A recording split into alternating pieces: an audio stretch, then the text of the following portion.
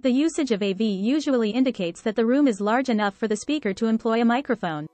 Inform the organizer early on about the kind of microphone you like. There is no harm in requesting this, since any good organizer recognizes how crucial it is for the speaker's comfort. It is your responsibility as a speaker to ensure that you are positioned in the optimal scenario for your speaking style. Simply because an organizer envisions your staging in one manner does not mean you do not have the power to modify it.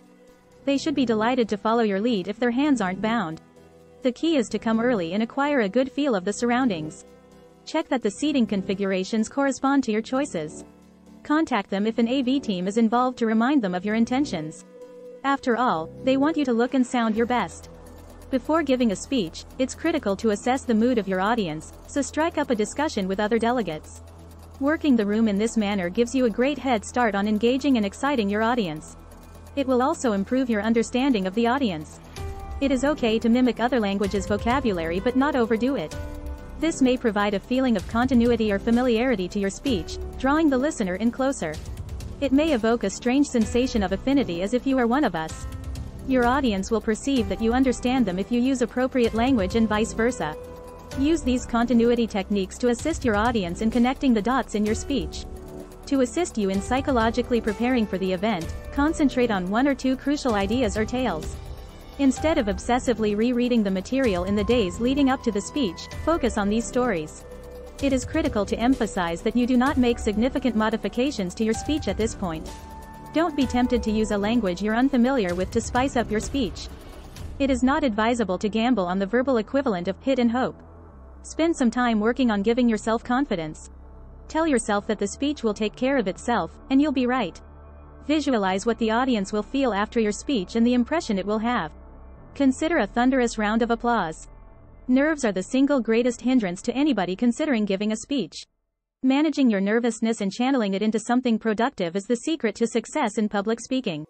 Nerves aren't going away, no matter how talented or seasoned a speaker is. Many individuals ready to speak in public are concerned about their nerves. And how can you convert them into good adrenaline that will fuel your performance energy? Nerves should not always be seen negatively. Nerves may catalyze positive energy, which will boost your speaking performance. It is possible to rethink your relationship with your anxiousness and utilize it to help you produce something unforgettable on stage. The considerable build-up has come to an end. This is the pinnacle of all of your preparation efforts. It is now time to deliver. You will wow your audience if you talk in a way that is authentic to you and comfortable for them. They are as invested in your success as you are. They don't want to sit through a boring speaker or try to understand someone who is imprecise and incoherent. So, before you open your lips to speak, tell yourself they are on your side. You want to demonstrate that you are well qualified to speak on your topic. The first 2 minutes of your speech should be well written. The words should be rehearsed so they may be given at any time. You must be sure that your statements will elicit respect and curiosity. Establishing command of your content within the first 2 minutes is critical. Bringing the complete script on stage does not give security. The papers in a speaker's hands operate as a barrier between them and their audience. They sever the link and ruin the perception of a dialogue. The trick is to learn the critical elements and then use the freedom to express yourself. The most effective approach is identifying a term or phrase with each tale or section of your speech. All you need is a sequence of cue cards with trigger phrases in the precise order for the speech. If a slide must have words, my golden rule is that there should be no more than 7. Anything that diverts attention away from the speaker for more than a few seconds risks undermining the critical connection you must build with your audience. The audience has come to hear a speech, not to see a slideshow. Many speakers believe they must show facts and numbers on the screen. It is always preferable to inform your audience that you will give them your slides following the presentation. It also pulls the audience's attention away from the falls and onto the discourse. If you utilize slides as part of your performance, be sure the visuals you pick are appropriate. Even if a speaker is good, the audience gets confused signals if their slides depict a different notion. When this occurs, the speaker risks compromising oneself. Time is an essential consideration for every speaker. You must comprehend and arrange for the duration of your speech. Consider it a modular strategy in which you may change the distance or remove 1 or 2 tales without affecting the overall message. Don't be concerned about speaking too slowly. Speaking too quickly due to excitement and stress might cause us to seem messy and tight. Instead of racing through your speech at 100 miles per hour, cut some information.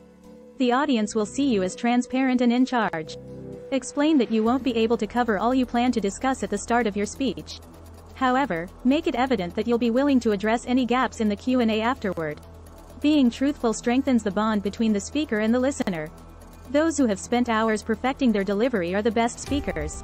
Practice allows you to look as natural as possible when entering an unusual setting. You must become more conscious of your speaking habits and delivery. The most excellent method to acquire confidence is to rehearse and prepare for the speech and seek feedback. Constructive criticism is terrific because it helps you to highlight areas for growth.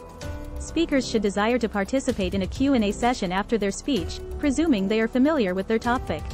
Consider the speech the beginning of a process. You want it to elicit thinking, arouse interest, and fire the thirst to learn more. Planting a question is an excellent method to get the questioning going in a speech. Before your speech, find a pleasant face and ask them if they would be willing to ask you a question. This has the advantage of eliciting actual queries that need a deft push. There's no harm in addressing an audience member's question and promising to return to them later. Nobody expects you to know everything. It is necessary to encourage the audience to think for themselves. Your goal as a speaker is to question preconceptions and educate an audience. You should contribute thoughts that spark discussions. While you want your audience to understand what you're saying, you don't want a room full of passive sponges. Instead, you want engaged listeners eager to join in a conversation. The more you practice public speaking, the better you will become. There is no replacement for stepping up in front of an audience to become a great pro. The key to mastering public speaking is to take advantage of every chance to express your message. Consider comments to be a means of ongoing professional growth. A speech is made up of tales and messages that you wish to convey. People interpret your communication differently based on their personalities, interests, and professional needs. Some of the essential points you made have the potential to leave an unforgettable impact. The value of a speech and its impact on an audience might last for a long time, driven by individual audience members rather than the speaker. Your audience should want to engage with you right after you speak or via various avenues in the days that follow. It should be evident that your speech was the start of a dialogue under the appropriate conditions.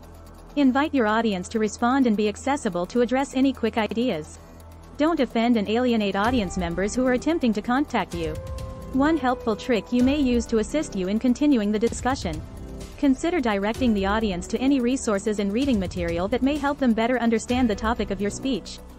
The more you show that the address was only the beginning, not the finish, the more chances you'll have to make a long-lasting impression. There are other effective alternatives to slides, which some presenters prefer. However, it is often preferable to be selective rather than sending out a whole presentation deck. This might involve showing slides from the speech since they are a great way to recall the tales you've shared. The more you practice public speaking, the better you will become. It's now up to you.